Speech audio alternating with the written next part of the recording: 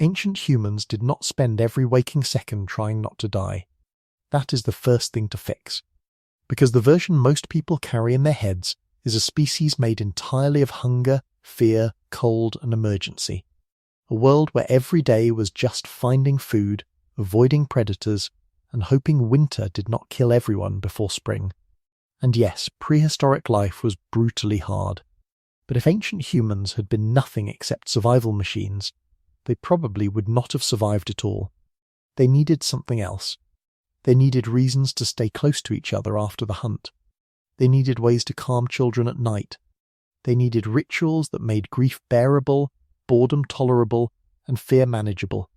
They needed moments that were not efficient, not practical, not directly useful. In other words, they needed fun. And the archaeological record, when you stop looking only for weapons and bones and start looking for signs of delight, is full of it. At Hohlefels Cave in Germany, archaeologists from the University of Tübingen uncovered a flute made from vulture bone dated to roughly 40,000 years ago. It has carefully carved finger holes. It was not a tool for cutting, scraping, or hunting. It was made to make sound. Music. That early. Someone sat down in Ice Age Europe, took a hollow bird bone, shaped it with a stone blade, and made an instrument. That matters. Because when you are cold, underfed, and living in a world with cave lions and hyenas and long winters, making a flute is an outrageous use of time. It means your life contains enough mental space for something beyond necessity. It means that after all the work of staying alive, somebody still wanted a song. And that flute was not alone. Similar instruments made from bird bone and mammoth ivory have been found at Geinkelstörle and other Upper Paleolithic sites across Europe. Music was not an accident. It was a recurring behaviour, which means ancient humans were not just surviving together. They were performing together. And where you get music, you usually get rhythm. And where you get rhythm, you usually get bodies moving to it. No, we do not have a 40,000-year-old video of Ice Age people dancing.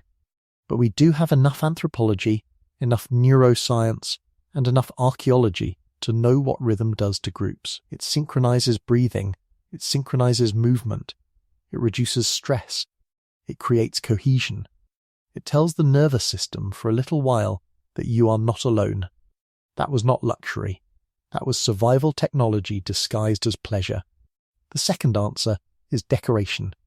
At Blombos Cave in South Africa, Christopher Henshelwood and his team found shell beads dated to around 75,000 years ago.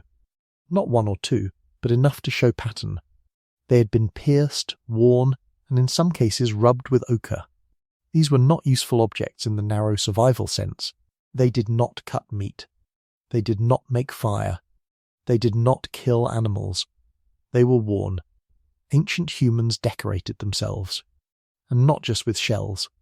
At Krapina in Croatia, eagle talons associated with Neanderthals show polish and cut marks consistent with being strung as ornaments around 130,000 years ago. Neanderthals were not only surviving Ice Age Europe, they were selecting striking objects from dangerous animals and wearing them. That is not just status, that is style. And style is one of the oldest human behaviours there is. Why does this matter? Because decoration means the ancient human mind was already doing something very modern. It was saying, this object is not food, not shelter, not weapon, but it means something to me. It changes how I feel when I carry it. It changes how others see me. It changes the social atmosphere around my body. That is identity. And identity, once it appears, changes everything. Because now people are not just bodies in an environment. They are selves in a group. People with display, memory, signal, and meaning. The third answer is play. And this is where the record gets frustrating, because fun fossilizes badly. Laughter does not fossilize. Tag does not fossilize. Wrestling, teasing, singing to babies, joking at the fire, making weird noises to entertain children, none of that preserves cleanly in stone. But children do leave traces. At several cave sites in Europe, including Rouffignac and Tucteau de Berre, archaeologists have identified finger flutings and footprints made by children. Leslie Van Gelder's work on finger tracings showed that many of the marks on cave walls were made by very young children, some as young as 3 or 4, which means children were not always being kept outside the meaningful parts of life. They were in the caves, they were touching the walls, they were making marks, they were participating. And once you picture a cave with adults painting bison and horses by firelight, while small children run, touch, imitate, and probably get told to stop messing around near the wet clay, the world changes. Now it is no longer a museum of solemn ritual only. Now it is a living place. Children almost certainly played mock hunts, threw sticks, climbed things they were told not to climb, copied adult gestures badly, and turned survival skills into games the way children still do now. A spear thrown badly by a child is still a game. It is also training. Play and preparation were never separate. If you are enjoying this kind of prehistoric reconstruction, I make videos like this regularly, and I would genuinely appreciate it if you subscribed. The fourth answer is storytelling. This one leaves almost no direct evidence, which is exactly what makes it easy to underestimate. But it may be the most important answer of all. Anthropologist Polly Wiesner studied nighttime conversation among the Juhoansi and found something remarkable. During the day, most conversation focused on practical matters: work, tools, movement, food. Around firelight at night, the conversation shifted dramatically towards stories, memory, relationships, and social life. The fire changed the mind. And if that pattern exists in modern hunter-gatherers, there is good reason to think it existed deep in prehistory too. Fire extends the day. It creates a circle. It creates visible faces against darkness. It creates the first theatre human beings ever had. What do people do in that theatre? They tell stories. Stories about hunts, about animals, about who got scared and who acted brave, about the dead, about the land, about things children need to remember and adults need to revisit. Stories turn experience into memory, and memory into culture. They let one person's mistake become everyone's lesson without everyone having to pay the same price. That is useful, yes, but it is also fun. A good story is one of the oldest pleasures in human life. Tension, release, surprise, imitation, exaggeration, laughter. The group leaning in. The right pause before the scary part.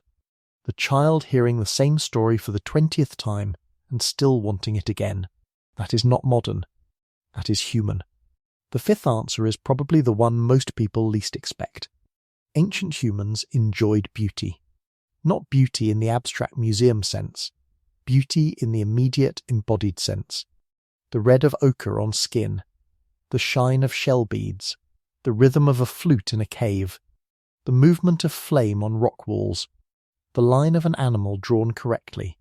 The satisfaction of making something that did not need to exist, but was better, because it did. At Sungir in Russia, 2 children were buried around 4,000 years ago with thousands of ivory beads, carefully placed. Thousands. Each one carved by hand. The labour investment alone is staggering. And you do not bury children like that unless symbolism matters. You do not spend that much time making beauty unless beauty matters. The old story says prehistoric people only did what they had to do. The evidence says they also did what felt meaningful, what felt moving, what felt good, what felt human. Music, decoration, play, storytelling, beauty. And if you put those pieces together, something larger appears. Fun was not a break from survival. Fun was part of how survival worked. Music kept groups together. Play trained bodies and minds. Storytelling transferred memory. Decoration built identity. Beauty made hard lives bearable enough to continue. These were not extras. They were social glue, emotional regulation, cultural storage, and psychological endurance all at once. Ancient humans did not invent joy after they became safe. They used joy to stay human while they were not. The next time you hear people around a fire laughing at the end of a hard day, or hear music at night carrying farther than it should, or watch children turn practice into play, you are not watching something modern. You are watching something ancient enough that it may have helped keep our species alive long before anyone wrote down a word about it. Somewhere in Ice Age Europe, 40,000 years ago, a small fire is burning in a cave mouth, Beyond the light, the dark is full of things with teeth. Inside the light, someone lifts a bone flute to their mouth. A child laughs before the first note even comes. Someone else is already smiling because they know the tune. Outside the circle, the night is still dangerous. Inside it, for a few minutes, they made something stronger than fear.